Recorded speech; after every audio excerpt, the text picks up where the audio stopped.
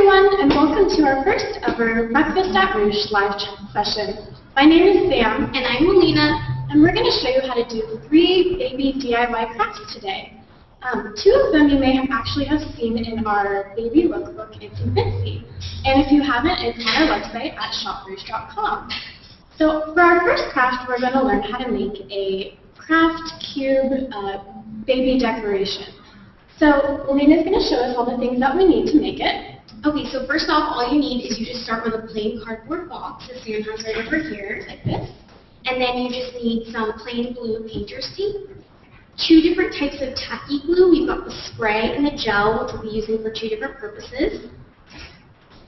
Just a cute little piece of scrap fabric. We have this cute floral print right here. And then you need scissors, very important, and a little cardboard letter, and we did R for Ruche. So first what you're going to do is you're going to take the flaps of the cardboard box like Sam has over here, and you're just going to tape, with painter's tape, the sides of each of the boxes so that they stay straight. And we actually have a box that we've already taped. Just like that. Super easy first step. So then the next thing you do is you're going to get your piece of scrap fabric right here, cut out a little square, and you're going to use this tacky spray glue to spray this whole part, and Sam's going to put it up right there. And it makes it easier if you iron down the sides for a nice crisp, clean edge. Perfect, just like that. And then you just wait for the glue to dry for it to set, and repeat this step for all 5 sides of the box. And we actually have a side of the box that we've already done that's completed, box that's already dry, right there. So it's perfect and it just lays flat. And so the final step is you're going to take your R or whatever letter that you choose, and you're going to use this clear tacky glue gel, dab it on the back of the letter, and then just press and hold it on. And you might have to wait a while for the glue to dry, so we have a completed box for you guys. I'll show you right over here. And then it'll look like this. So it's the perfect craft for any nursery, or you even want to decorate your living room with it. What else can you do? You could use it for, if you have your kid having her 5th birthday party, put a big 5 on there, and you can put her name under it.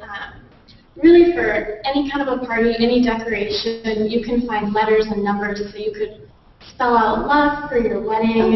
You could write your baby's name in the nursery. You can stack them vertically or horizontally. Really, you could do a lot of things with this craft. Yeah, so it's super simple, and it actually brings us to our next DIY project, where we're also going to be using some scrap fabric, and we're going to be making some DIY bunting flags, and Sam's going to actually show us how to do that. Yeah.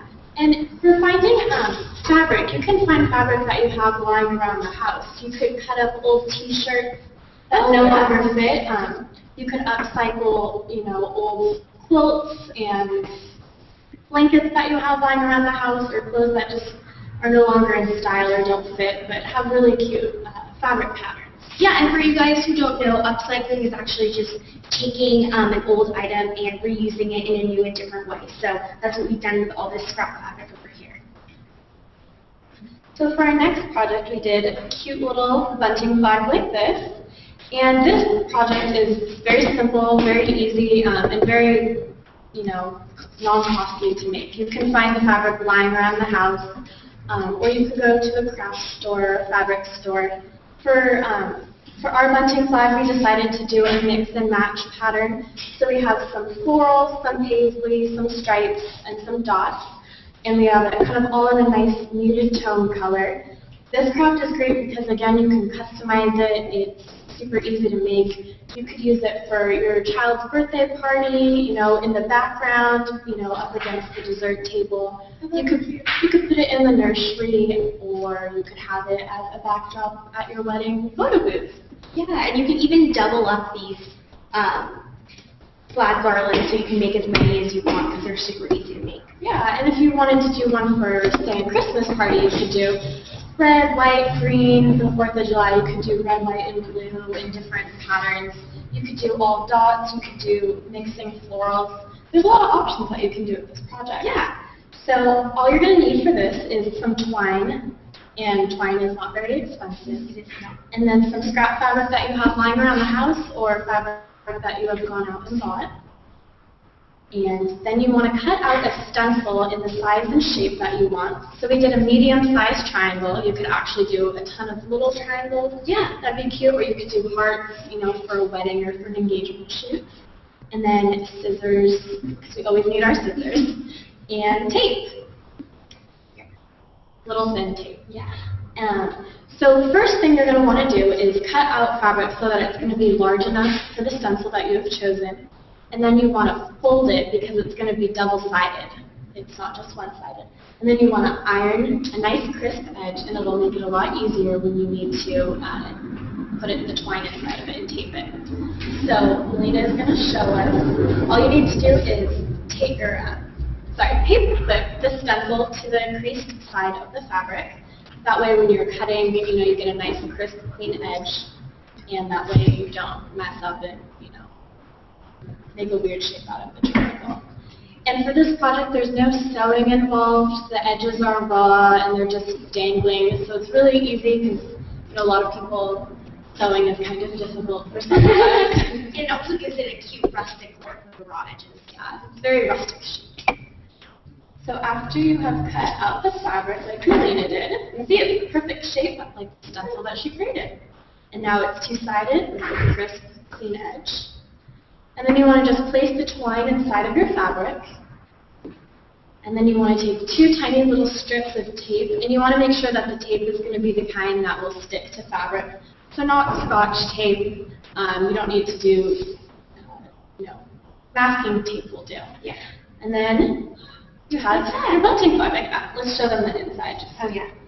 And so it looks like that taped on the inside, and then you just let it go. And if you want, you can even put a tiny little ball of tape down here if you don't want your edges flying around.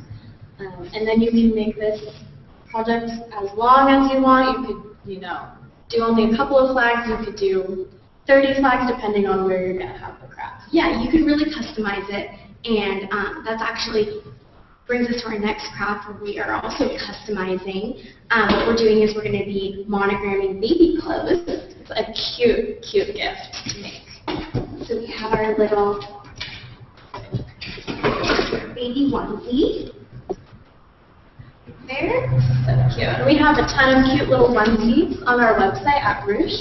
And we decided to use this cute little lavender onesie with the nice little ruffle on the back. So cute. Super cute. This one was one of our favorites. Yeah. And then you're going to need some iron-on letters. And you can find these at any craft store, at a Michael's or a Tallmouth. You could find a ton of them online. They come in, different shapes, sizes, prints. You could get some that are red glittery. You could, get some that are a more calligraphy font. So we just chose some nice, easy-to-read letters in kind of a shiny black velvet material. And so all you want to do is cut out the letters that you're going to use, and you want to actually cut out the whole letter. And you want to make sure that you have an iron, because these are iron-on letters, and you want to make sure that you know how to work it. So we suggest actually maybe using some obscure letters that you're not going to use, like Z or U, and trying them on some test fabric just to make sure that you don't ruin the onesie. Yeah. That way you don't have to buy a new one. So what you'll do is you'll actually make sure that the shiny part of the letter is up and that the rough part is down.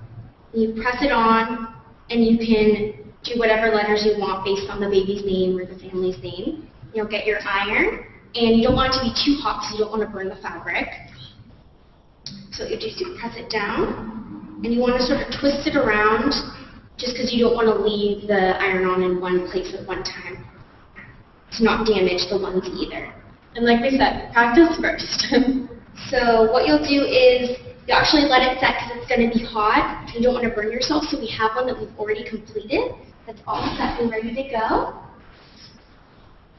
So cute. And we did BR for Baby Ruche. But you can really customize it for whatever letters or numbers you want. If you're going to give it as a gift for a baby shower, if you already know what the baby's name is going to be, you could do, Alyssa on the front, or you could do the initial of their last name. You could do I heart mom, I love dad. You could do I'm one, you know, however old they are. And you could do it on not just onesies, but cute little t-shirts, whatever children's clothing that you would want to do it on. Yeah. What else could you monogram? You could even do like a matching set, like a mommy and me, do one for the mom, a t-shirt, and then a matching onesie for her baby. That'd be a great baby shower gift too. Yeah. And even you can add rhinestones or even take some of our scrap fabric that we use for our other crafts, cut out a heart and sew it on. That would be so cute. Perfect, yeah. And it's nice because when you customize something for a nice baby shower gift, it just shows that you're going the extra mile and you're personalizing it, and it's a really nice thing to receive, I'm sure. It means a lot. So we hope you guys had fun learning how to do our 3 crafts that we showed you today. This is going to conclude the first portion of our live chat. For our next portion, we're going to have Mai, who is our CEO, Creative Director, and Mommy2Be come on the show and answer some of the questions that you guys have asked on Twitter and Facebook. So here's Mai. And while we're doing our live chat, you guys can also tweet at us with the hashtag Breakfast At Ruche, and hopefully one of your questions will wind up on our little segment. So let's welcome Mai. Hi, everybody. Hope everybody's doing well. How are you guys doing? Good. We have fun doing our craft. Yeah. Well, hopefully everybody learned a few cool tricks that we use for our local crafts. Yeah. How have you been feeling? Good. It's been good. It's my 4th month now being pregnant, so it's been good. So we have some questions first that we wanted to ask you before we get to our customer questions. Okay.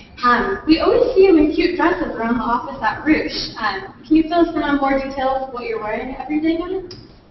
Sure. I mean, things have changed a little bit since I've been pregnant, but I mean, a lot of dresses and skirts, especially now that it's summer. So it's been pretty easy just finding dresses with like a higher waistband and then skirts that are long enough that I can pull up above my tummy. So yeah, that's pretty much been what I've been wearing lately. That's good. It's more comfortable to wear that kind of stuff. Yeah, definitely. We were also wondering, do you have any tips for mommies to be entering their first trimester? Since you just said you're in your 4th month now. Yeah, I mean, the first trimester is probably going to be the most difficult for a mom. And you know, just getting through and understanding, like, hey, you know, you have a miracle in your tummy, and it's going to be hard. Like, for a lot of people have dealt with like morning sickness, which is probably one of the worst things. I've been fortunate not to have to go through that, but a lot of moms have gone through that, and that's probably like the worst thing, and the fatigue, and just getting through the first trimester. But after that, hopefully it gets better. For me, it completely got better afterwards. Have you had much fatigue? Because you seem to be pretty energetic at the office still. Yeah, well, my first trimester, I would fall asleep by like 9:30, and usually I could last up to like 2 or 3 a.m. So, yeah. Really late.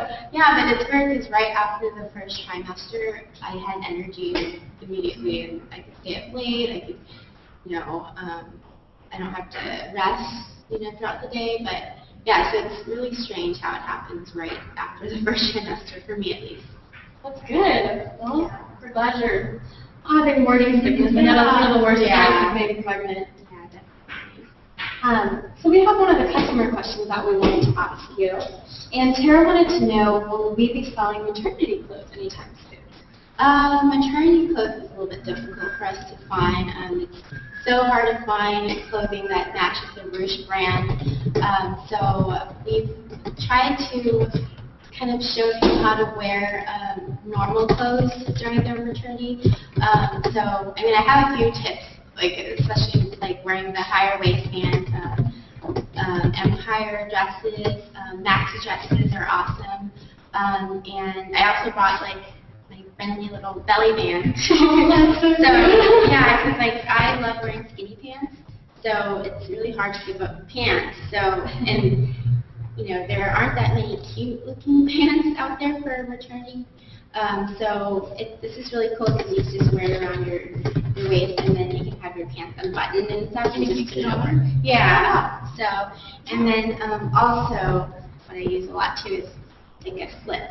So you know a lot of dresses, especially if you're, I mean my first trimester I'm not that big yet, but when you get to your second or your third trimester, it's going to be harder to find like the right length of dresses. So this is kind of cool because you can just slip it underneath your dress, and then it'll give you that extra length for your dresses. Especially when your belly is big, like you know, you need some extra fabric. Yeah. So Your dress isn't too short. yeah, exactly. So, but yeah, so I think you know you can go a long way with the clothes that you have, or with regular clothes that you can wear again after you have your baby, and so that way you know we're kind of iffy about carrying maternity clothes just because it's so hard to find like Ruche, maternity clothes. So. Well, and if you just know how to wear the regular clothes that you have, you don't have to spend a lot of money on maternity clothes. Yeah, exactly. Which is nice. So a lot of cute dresses will do. Yeah, skirts. You can always get like longer skirts and with an elastic band. So. Those are some great tips. Yeah. And actually, another one of our customers, Christy, was wondering, when considering your vendor submissions, what lovely details are your favorite? Okay. Definitely something unique. I mean, we always want something that matches the Ruche brand, that's unique, and people can't find it, anywhere else. And the quality of it, and then the price point has to match with what we have on Ruche as well. So those are the reviews to look for. Perfect. I know a lot of people on Facebook and Twitter have been asking ever since we announced the baby line and then we announced that you were pregnant. They're all assuming that we did a baby line because your future baby. A lot of people. Can you set the record straight on that for us? Yeah, no, actually, the baby collection was planned since last year. So, I mean, we planned to have our bridal launch, and then shortly after that, we planned to have our baby launch, and it just happened to be around the same time that Josh and I found out we were going to have a baby. So, I know it's a coincidence, but it wasn't planned that way. It was a surprise. So, We'll have the best dressed baby in town. I know. Now I'm like super excited to have the line because the baby's gonna get really cute clothing And toys and yeah. So I mean I buy all the stuff with one of our buyers. So everything that I'm gonna get for the baby, I would also consider it for mine. So. That's perfect. Well, also, I mean, your baby can wear our baby Ruche clothes, but as for the nursery, are you planning on doing any like DIY or Ruche-inspired projects? Yeah. Yes, definitely. You just showed. And you're gonna help me. Oh, great. Yeah. I'm probably gonna have 2 nurseries, one at home and one at the office because I can't leave the office. So I love Ruche being is your here. second home. Yeah, Ruche is my second home. So we're gonna have a lot of DIY projects coming up, and maybe a before and after series for my little office nursery. How many DIY things do you have on your list that you want to do? I don't know, it's pretty big, at least 30 on there, so. That's a lot. Yeah, I'll have to cut down though. We'll help. Yeah. We'll kill everybody. Will be part of our new job description. Yeah. So what are some of your favorite items from the Ruche baby line? I love the onesies, the indie onesies especially because they're so unique, the different prints on them. I love the little bow ones, and the cowboy ones with the little cowboy hat in the back. I love the onesies, and especially the little boy like suits, and all of that stuff like that. So yeah, those are cute. And I hope to keep adding to the collection as it grows. So. See, another one of our customers, Carolyn, was wondering, just overall, how did you wind up starting Ruche? And from there, going into weddings and baby collections. Yeah, well, that could be a really long answer. Yeah. Make it really short. I mean, you can also see it in our About Us, but my husband Josh and I started Ruche a few years ago, and it was out of our garage and everything, and just kind of grew into something a lot bigger than what we expected. And so, I mean, that's how it all kind of started. Bringing bridal on was kind of like it kind of flowed well with the whole lifestyle that we've had. I mean, a lot of people are using our regular dresses as bridesmaid dresses and engagement dresses and stuff like that. So it was natural to go into that route, and then after bridal comes baby. So yeah, so We have you covered for life. yeah. Okay, do we have any more questions? Let's see, we actually just got one that Laura has tweeted us, and she wants to know, what is a good baby shower gift for a little girl? Ooh, okay. Well, I think you guys have went through a lot of the DIY projects. I mean, DIY gifts are amazing to give away because it just means so much more than just buying something. So if you have the time, definitely. It's just a little. You can buy like a monogram that you can just iron on. Something with their and their name on like a bunting flag or something like that. Or, I mean, onesies are great too. Yeah. So, I mean, those are easy gifts that I would recommend. And books as well. Like, one of my favorite things on the site is the 5-year memory book for a mom. I love that. Yeah, it's like one line a day for a mom. You kind of write like just a sentence. So that's what I usually give a lot of my mom-to-be friends. That way you can remember all the funny things that your kids Yeah, said. they're special. So yeah, Perfect. Great. Was that all of our questions that we have? I think so. Well, this is going to conclude our Breakfast at Ruche session, but we're so glad that you guys were all able to tune in with us, and we hope your questions were answered. So, and we want to thank Mike. Thank you, guys. We'll see you next time. Bye, guys. Bye.